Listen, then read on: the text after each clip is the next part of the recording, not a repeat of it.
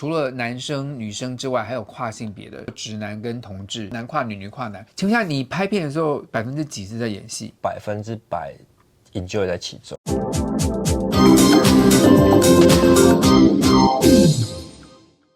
Hello， 欢迎来到这一集的跟老师上床，我是您的沈老师。今天的来宾是圆圆。Hello， 大家好。这是一个同志的频道，每次老师来宾坐在床上纯聊天。据我的好朋友李秘密告诉我啊，圆圆是台湾现在新兴的最有名的拍片的明星。他蛮特别的是啊，因为他拍片的对象除了男生、女生之外，还有跨性别的。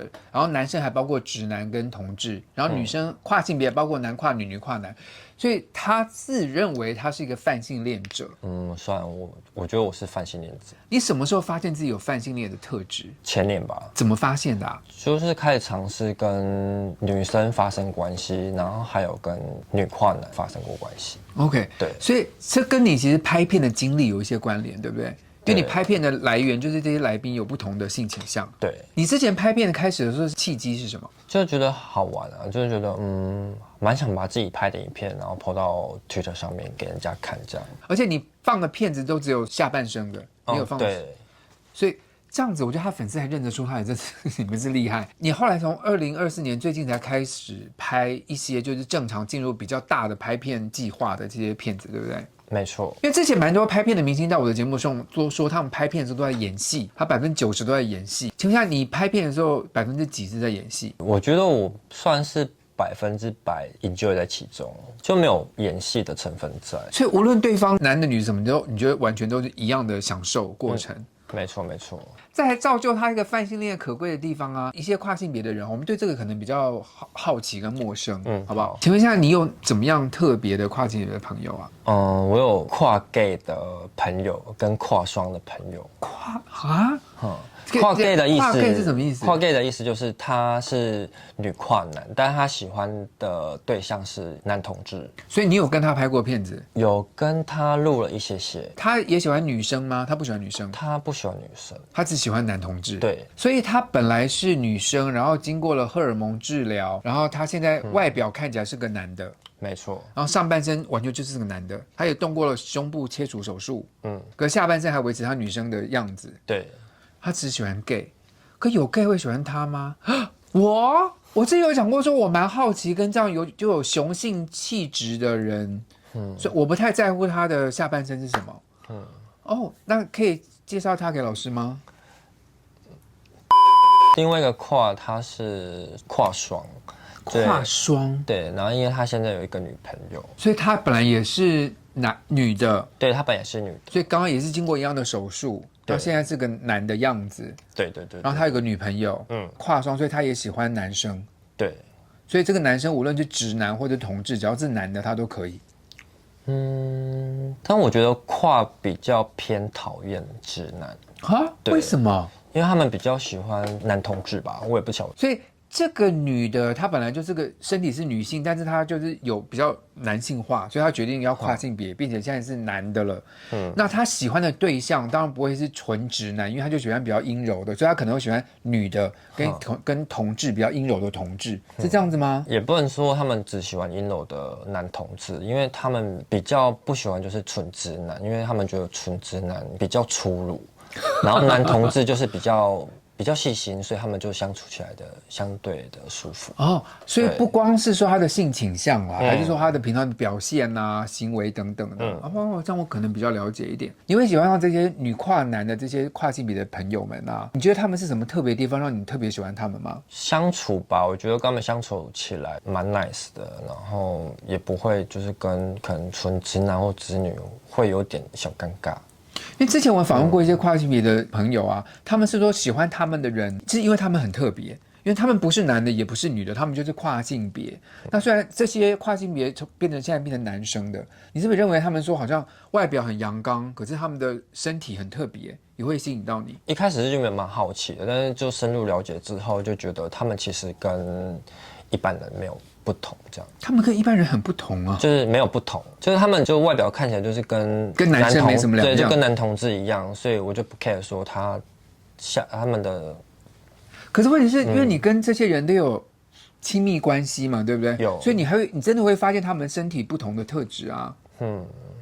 所以你也认为这是很吸引你的地方，他们吸引我的地方算是个人特质吧，所以跟他的器官完全无关。对，跟他们器官完全无关。所以圆圆我很好奇，你今天碰到一个同志啊，因为你现在正在恋爱中嘛，对不对？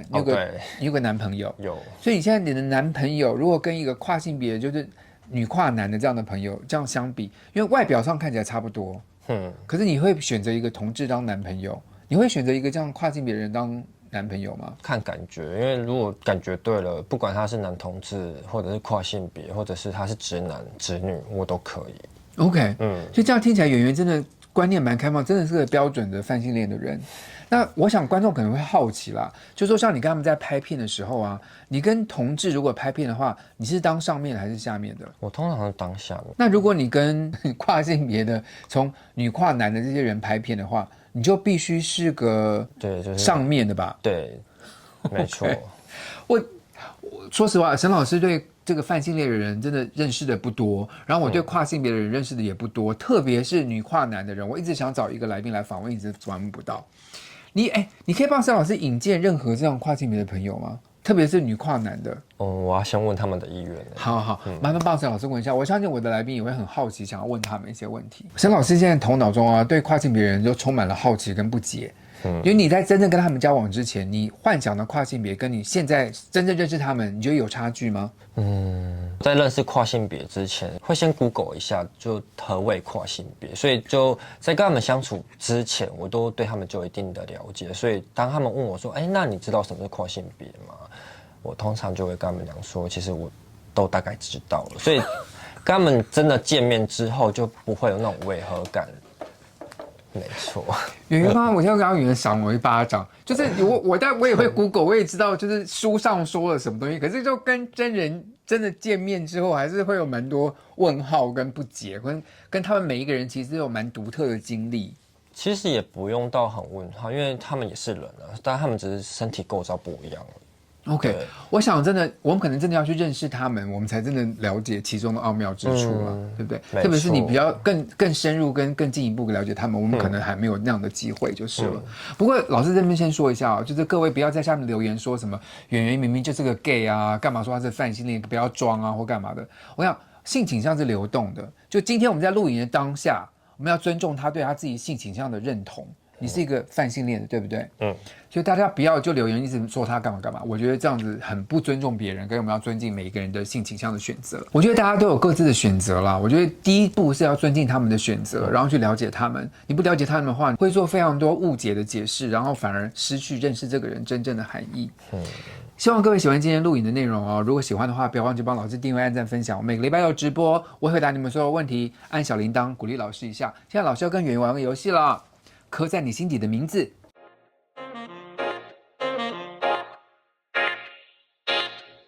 刻在你心底的名字。现在老师要在圆圆的胸前写字，看他猜不猜得出来哦。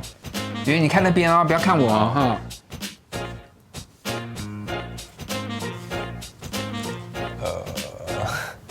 猜不到。猜不到？因为你写过来是反的。真的吗？可是我写的这个字没有左右之分哎。我再写一次哦。好。我弄平一点哈。好。